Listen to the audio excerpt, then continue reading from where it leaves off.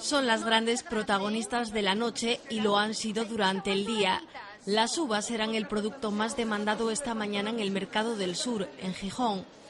Y ahora cuando hoy es el día fuerte, ayer ya empezó también a haber un poco más así de la gente llevarlas porque tiene miedo que se acaben, pero ahora por la mañana es lo que más se está vendiendo, la uva de Nochevieja, la de la suerte. El 75% de las uvas que se consumirán esta noche provienen de la comarca alicantina de Vinalopó.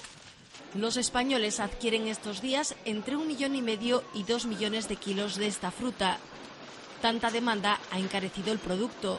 Durante la última semana su precio ha aumentado entre un 25 y un 30%. Ahora a última hora subieron, o sea, esta semana ya subieron €1, sí, también a 3,50 y subieron 4,40, o sea, €1 por ahí subieron.